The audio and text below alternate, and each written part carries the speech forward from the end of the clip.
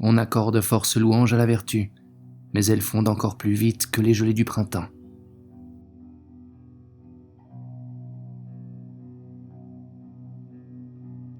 Jeune homme, si pressé que tu sois, arrête. Cette pierre appelle ton regard. Vois et lis.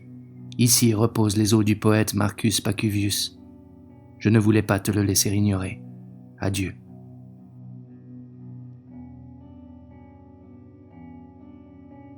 Par Pollux vieillesse, si tu n'apportais pas avec toi d'autres malheurs, c'en serait un assez grand que de nous faire voir, en vivant trop longtemps, ce que nous n'eussions jamais voulu voir.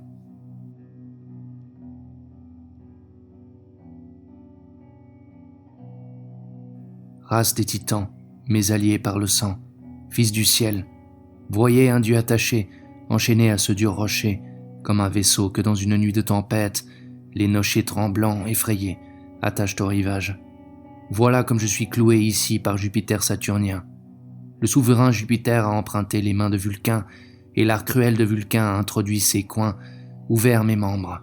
Son industrie m'arrivait ici, hôte infortuné de ce séjour des furies.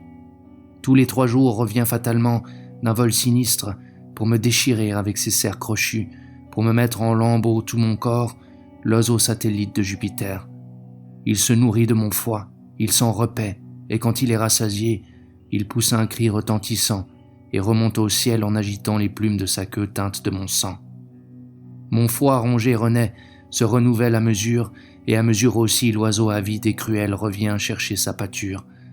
C'est ainsi que je nourris mon gardien, mon bourreau, ainsi que je prolonge sans fin une vie de maux et de tortures. Voyez, retenu par ces chaînes de Jupiter, je ne puis éloigner de mon flanc l'oiseau terrible. Privé de moi-même, je vois venir avec terreur l'instant du supplice, et j'appelle la mort comme l'unique terme de mes souffrances. Mais Jupiter souverain chasse loin de moi le trépas, et voilà des années, voilà des siècles que ce fléau horrible, exécrable, est attaché à mon corps. Et mon corps se fond aux rayons ardents du soleil, se résout en gouttes qui arrosent incessamment les rochers du Caucase.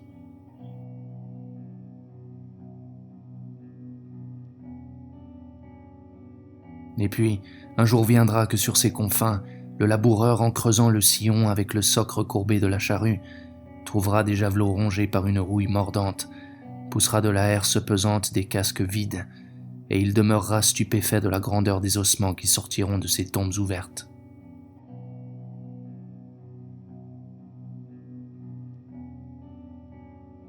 Fortune, toujours excessive dans tes faveurs comme dans tes disgrâces, si c'était ton caprice de flétrir ma gloire littéraire, de briser ma couronne et mon honneur, pourquoi avoir attendu ?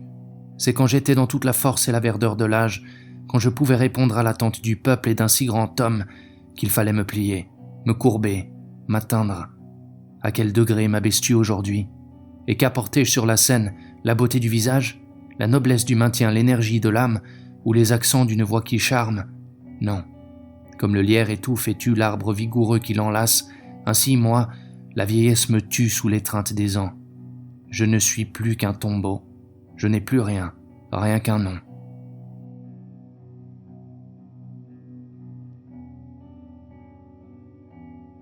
En extase devant sa propre personne, et très immobile, il reste là comme une statue de marbre de Paros.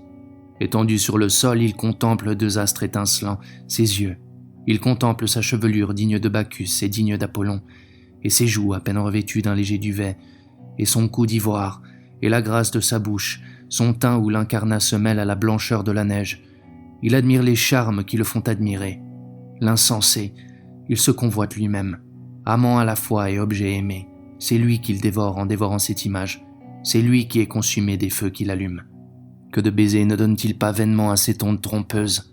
Que de fois il y a plongé ses bras pour entourer le cou qu'il a vu, sans jamais pouvoir le saisir. Ce qu'il voit, il l'ignore, mais ce qu'il voit l'enflamme. L'illusion qui trompe ses yeux les excite. Trop crédule amant, pourquoi t'obstiner à poursuivre une vaine image qui t'échappe sans cesse ? L'objet de tes désirs n'est pas. L'objet de ton amour, tourne la tête, il disparaîtra. L'image que tu vois n'est que ton ombre réfléchie par l'eau. Elle n'existe pas par elle-même. Elle vient et demeure avec toi, comme elle va s'éloigner avec toi, si tu as la force de t'éloigner de ces lieux. Mais rien ne peut l'en arracher, ni la faim, ni le besoin de sommeil.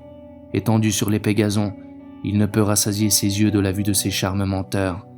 Il meurt, il trouve la mort dans son propre regard.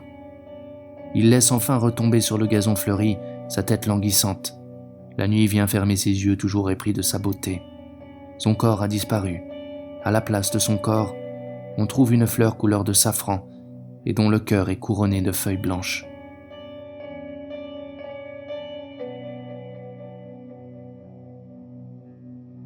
Un doute a bien souvent partagé mon esprit. Je me suis demandé si les dieux veillent sur la terre ou si l'arbitre suprême manque, si les choses humaines ne flotteraient pas au gré d'un aveugle hasard. Oui, quand je considérais les lois et l'harmonie du monde, les limites prescrites à la mer, le cours des saisons, le retour périodique du jour et de la nuit, je me disais que tout est régi par la sagesse d'un Dieu, que ce Dieu a réglé la marche des astres, fixé une époque de l'année pour chaque produit de la terre. Mais quand, d'autre part, je voyais l'humanité rouler dans de si profondes ténèbres, le crime longtemps heureux et prospère, et la vertu persécutée, alors ma croyance ébranlée croulait. Alors je suivais involontairement le système contraire qui déclare que les atomes errent sans but et sans raison, que des corps sans cesse renaissants sont régis dans l'immensité du vide par le hasard et non par des lois, qui n'admet que deux choses l'une, ou qu'il n'y a pas de Dieu, ou que les dieux ne s'occupent pas de nous.